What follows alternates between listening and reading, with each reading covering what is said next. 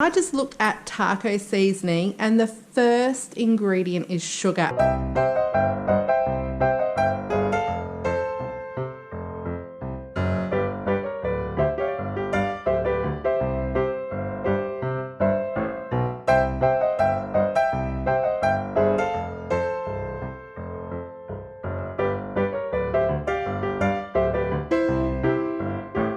Since having Josephine 3 years ago, we sort of fell off the wagon a bit, to say the least, because it's been a while.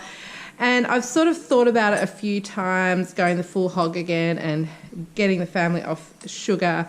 And by saying that, I don't mean we never had sugar, but to really, truly avoid sugar, we packed up anything that contains sugar. I just looked at taco seasoning and the first ingredient is sugar, and my mind was blown. I mean, my fault, obviously, I didn't look in the past, but I cannot believe, and I wouldn't have expected, the very first ingredient in taco seasoning to be sugar. That is disturbing to me. Anything that contains sugar, I'm going to pack up into a box, and I don't open that lid unless we're having a party. One of the things that I really noticed too, when we went fairly sugar-free, was that you stop craving sugar. You honestly do. You feel amazing. It's not that I wasn't any less a foodie, loved food. I was more creative in the kitchen and enjoyed food more, and for what it really is, rather than just that addiction that people have without even realising it, just to sweet, quick treats and things that actually aren't that, well, they're not nourishing, but they're also not that satisfying.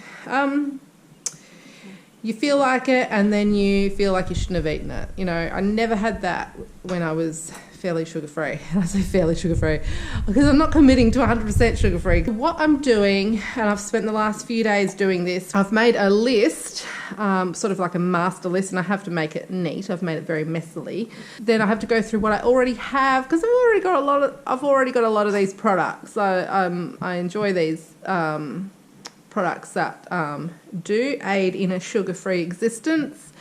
It's just that we also have a lot of other stuff in our pantry at the moment that I need to get rid of. So the other thing is, I'm making a list of what we have so that I also know what we don't have.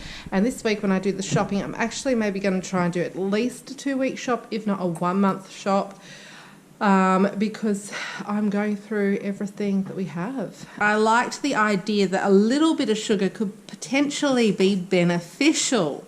So I was looking for studies on the benefits of small amounts of added sugar, even if it's just for enjoyment's sake, whether it can be good for mental health or hormonal health or anything. I couldn't find anything. Even small amounts of sugar have been found to contribute to a huge amount of health issues. So basically any small amount of sugar, and we still will occasionally have a little bit of sugar, is because there is benefit, I believe, in instant gratification on the rare occasion. Yes, you're a beautiful boy, aren't you? You're a beautiful boy. You're not feeling great though, are you? We've got little colds around here, so he's a bit sad today. Hey? You're a bit sad today. That's okay. So my pantry's over there. I have wiped it down. I've still got some stuff at the bottom that I have to go through as well. That's mainly like rice and pasta and beans and legumes. Here is my very messy bench. Baby station for when he's hanging out with me in the kitchen.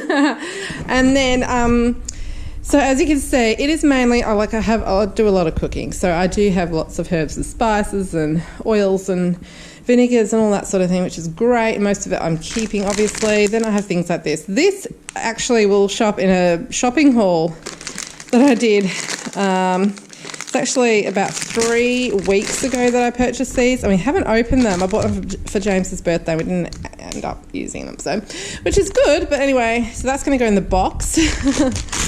And then what else? Okay, things like this. It's lost its top, so I've got glad wrap on it. But anyway, sweet chili sauce. I'm going to start making my own that without sugar in it. That's still going to be sweet because I'm going to use rice malt syrup. I believe that's the ingredient that's in the recipe fig glaze. That's going to have plenty of sugar. I'm going to get rid of that. I love this, but sugar, let's see.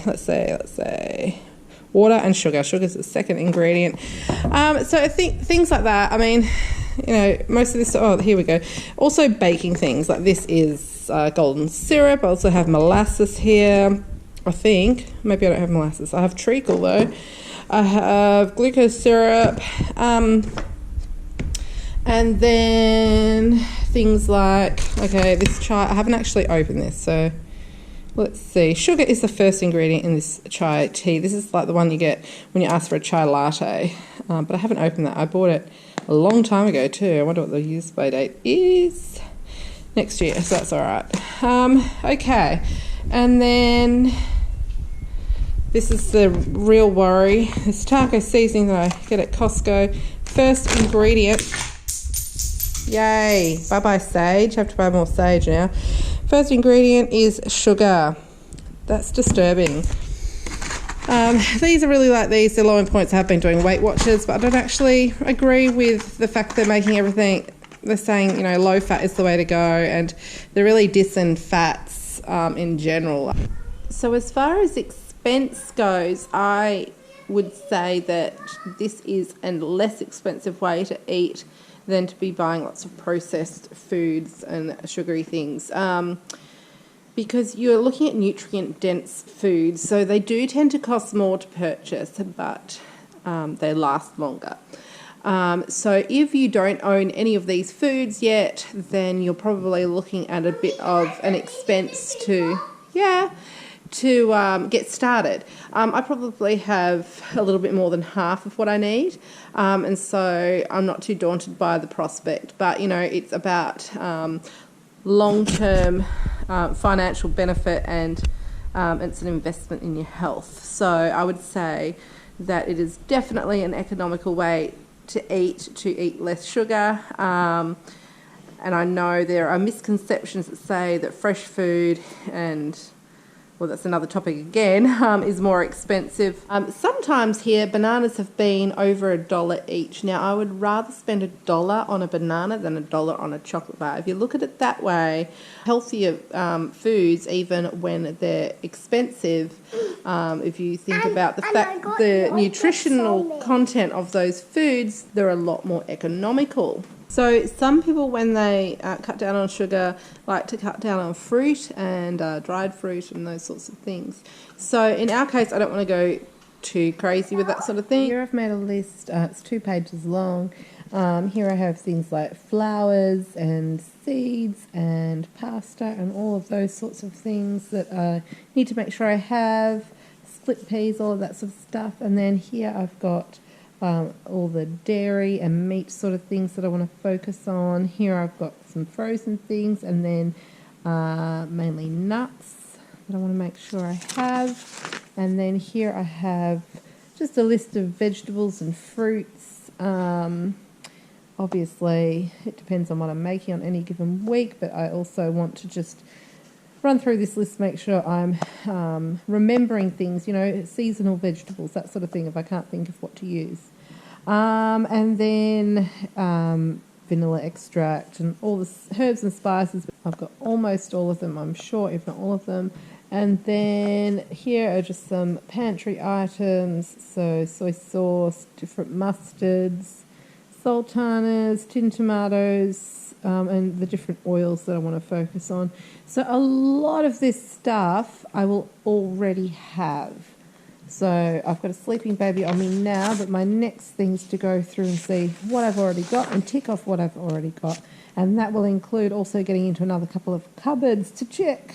Coconut sugar is a much healthier option. It's more nutrient dense as well. Sugar really has no nutritional value, so it's a much better option. Sorry, my dryer is so squeaky. So I am keeping coconut sugar in the house. Okay, this is the box of stuff I am left with. And we will slowly get through this stuff, most of it anyway. This sort of thing I'll bring out when we've got people over. And this sort of thing, it's got a really long shelf life because they're like foil sachets. So I'll either have one every now and then, or, you know, we'll save them for taking camping, something like that. I just don't want all of this as an everyday thing. So, and I'll keep, you know, the lollipops for a party or something like that. And then all of this stuff we're keeping. All of this stuff is without sugar or has incredibly low sugar. Battery. Next day, I'm going through my baking cupboard. So there's everything there. And I'm just spraying the cupboards with vinegar as I do. And wiping them down.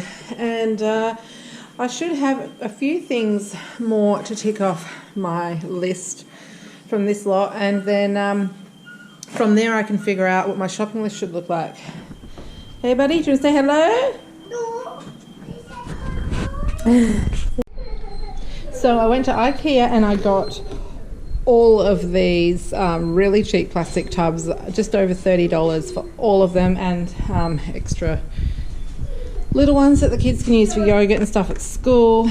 All the lids, crazy amount. And then I went to Kmart and got some stickers and a new Sharpie, and I'm gonna organize everything so it all looks pretty. And what I really like about these tubs is that they're so light. So they're not only were they really inexpensive, but they're really light, so they're not going to weigh down the shelves. And they're really user-friendly. The lids fit on really well, come off easily, and they're all rather robust and everything, so a good deal.